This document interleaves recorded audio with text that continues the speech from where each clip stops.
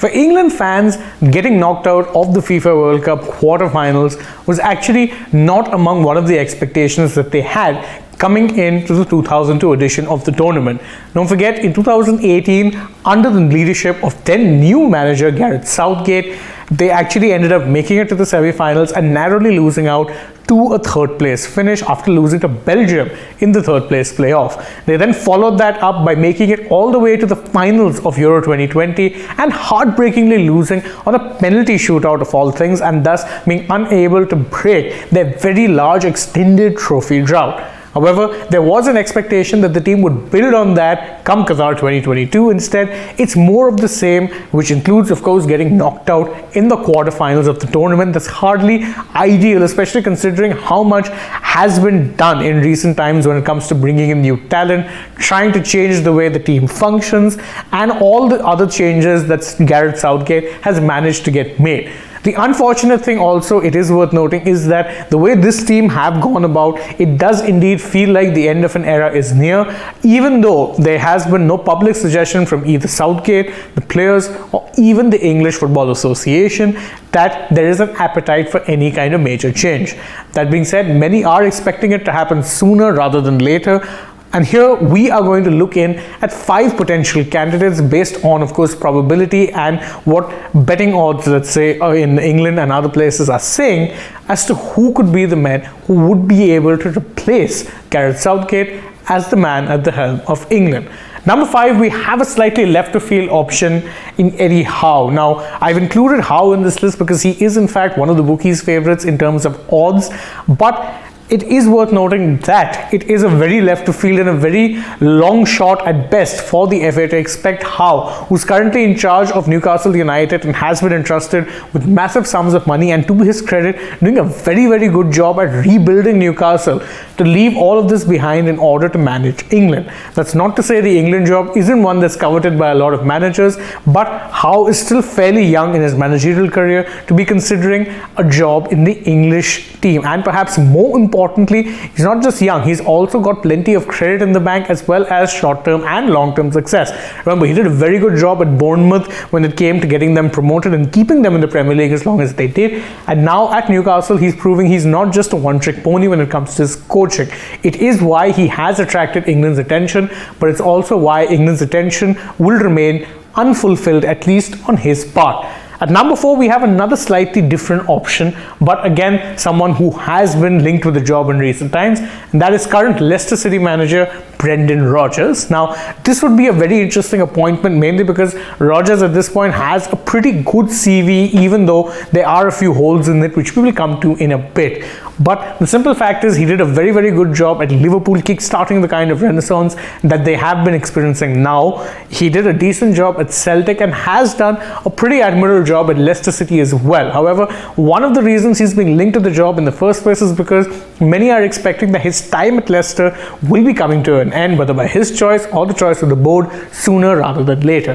That is, of course, because the team haven't quite kicked on from the kind of start that they made under Rodgers. Remember, they missed out on a top 4 finish in the 2019-20 season. Then in the 2021 season, they won the FA Cup, but unfortunately again missed out on a top 4 finish. And then last year, they weren't anywhere close to competing for the top 4. And this time around, unfortunately for them, they look likelier to be stuck in a relegation battle than they be in a battle for Europe's spots. Now, despite that, and obviously the issues with Rodgers is that many of his teams are seen to be ones that struggle to get over the final hurdle, which is not so coincidentally exactly a problem that the England national team suffers with. That is, of course, a problem that is attached to Rodgers. However, one of his other weaknesses will be eliminated in the national team. That, of course, being the fact that his record in the transfer market can be hit or miss at best. However, he doesn't have to worry about transfers if you're managing a national team, because you can't transfer players in or out of there. So he'll simply have to coach the talent that he has available at his disposal, and in doing that, many feel he might actually be a fairly good option. At number 3, you have a manager who, while not really in a job right now, won't exactly be on many people's favorites to take over, but is got pretty good odds among the bookmakers. Steven Gerrard. Now, Steven Gerrard, much like, of course, Brendan Rodgers, is someone who has actually got a decent managerial, or rather should I say a mixed managerial CV, because again, when he first made he took his first job in Rangers in Scotland, where he managed to break actually the hegemony of Celtic, who were then managed by Brendan Rodgers, and he actually managed to break the hegemony over Scotland's top title. He won Rangers their first title in a long time. He prevented Celtic from getting more titles, but when he left there and came to Aston Villa, his stock dramatically actually came down. And again, one of the things that really came under scrutiny was his moves in the transfer market. They weren't really seen as being astute or shrewd. They cost Villa a lot of money and didn't bring enough return on investment. The good news again is that if you place him in charge of the England team, he won't have to really worry about transfers and will instead have to focus more on man management and getting the best out of a group of players that he gets. That is something that he did pretty well at Rangers. So again, worth a shot. He's out of work, not really in a job right now, so it might be good to consider. But would Gerrard want to manage a national team at this stage of his career? Something probably tells me no, and thus while I think that the England side or the England administration might be interested, not so sure Gerrard might be interested in this particular job. At number 2, we have another manager who's out of work and who this time around is a manager that makes a lot more sense than the 3 managers who we've checked so far. It's this man, Mauricio Pochettino. Now, Pochettino was last seen managing a club when he was in charge of Paris Saint-Germain, and that ended in a pretty unexpected termination of his contract, because again, one of his major issues, despite him being a very astute coach and someone who can actually create structures and patterns very well, was his inability to manage superstar players. And at PSG, he had not 1, not 2, but 3 superstar players in the form of Neymar, Kylian Mbappe and Leo Messi to manage. Having 3 forwards of that stature and expecting to play a high pressing style of football, always a bit of a recipe for disaster. Thus, no one was really surprised when it all came crashing down. However, Pochettino would be a good fit for the current England side, who are pretty young, most of whom have speedy forwards, quick midfielders, and of course a defense that is used to playing a higher line, therefore best suited to his kind of high intensity, high pressing kind of game. Is out of work, would potentially be available considering he's been out of work for a while and no real major clubs have come calling. The closest that he got was to inherit the Manchester United job once Ole Gunnar Solskjaer was sacked, but even that didn't really happen.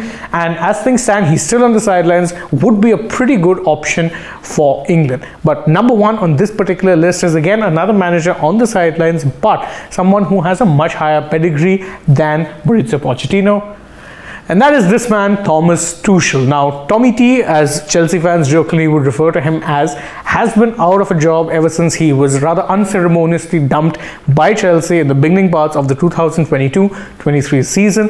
But despite the fact that he was actually axed by the side, that can be in many ways seen as a badge of pride. Chelsea have almost always fired managers. It's the way things go at that club.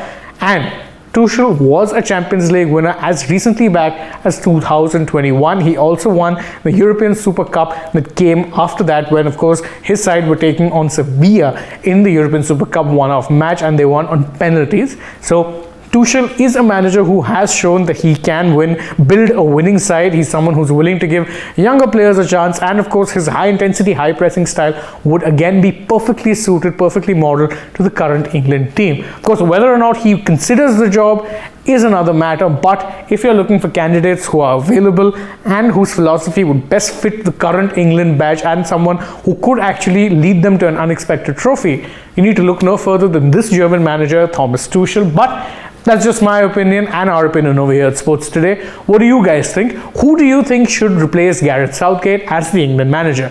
Let us know in the comments below, and don't forget to like the video, share it with your friends, subscribe to the channel if you haven't already, and tap that bell icon so you know when we're going live or uploading a new video for you guys. Then you can also go ahead and follow us on Twitter, Instagram and Facebook, and last but not least, download the SportsTech app. You'll get all of the FIFA World Cup highlights free of cost and available in the language of your choice, be it Hindi or English. So what are you waiting for? Download the app and stay tuned to Sports Today for more such content. Thank you again for joining us. I've been Shane Dias, and I hope to see you with us, not just for the FIFA World Cup, but for tournaments beyond that. For now though, goodbye.